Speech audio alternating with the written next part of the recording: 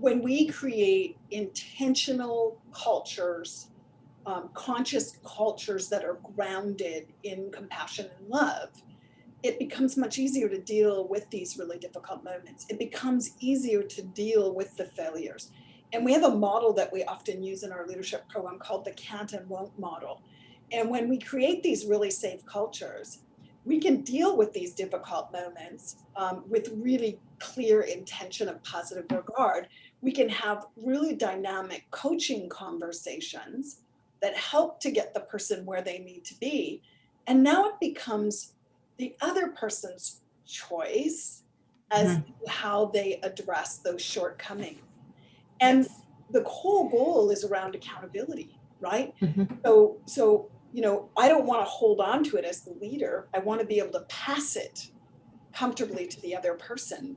And the way that I do that is to create that safe space, that culture grounded in compassion and love, which then allows me to have those difficult coaching conversations, firmly moving the responsibility and accountability to where it belongs appropriately, and then allowing that other person to choose. Would it be fair to say, though, that, or would it just be something to ponder, is that when there is that belief, or you have that feeling that there is that compassion, that love between yourself and others in the workplace, that the language of difficult conversations kind of goes away? It's just, can we talk about something? Like, that's been my own experience. Like, I'm very fortunate to have a couple of phenomenal mentors and leaders. And, you know, it wasn't really about, oh, we have to have a difficult conversation. So can we talk about something? And it just, that tone of knowing that that space was there, and they would let me know if they had the time to be present. And we just, I lost that language of difficult conversations early on in my career. Instead of just, can we just talk, and can we figure this out together? So I think it depends on the leader, and I think it depends on the corporate culture. So what we're describing is where we all want to head, where we don't even need the word trust or difficult conversation, because it's just a given. It's part of who we are. But I think we have to be very aware that from a corporate perspective, we're on a journey. Most corporations are trying to go there, but you have to bridge it. And we have to recognize that if we've been over here for a really long time, getting over there is going to take some time and adjustment.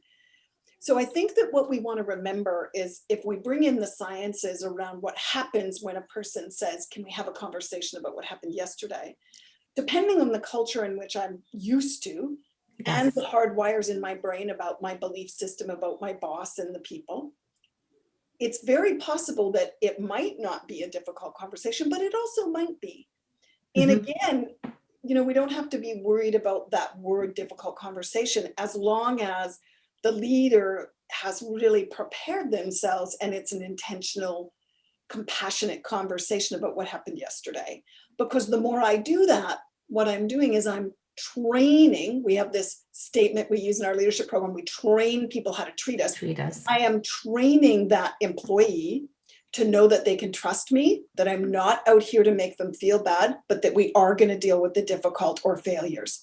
And so we create that safe space. And over time, the more we do it, the more a leader practices compassion and positive regard in those difficult moments, the more likely the employee is going to soften, and they're not going to be triggered from a neurochemical perspective. They're not going to go to fight or flight. They're going to say, oh, yes, there was a failure yesterday, and we are going to talk about it, but I'm okay. I feel safe. So I think it's a journey. And I think it's about good education, actually understanding both the intuitive side of love and compassion in the workplace, as well as the science and what happens inside the body when there's a failure or a difficult situation. For sure. Yeah.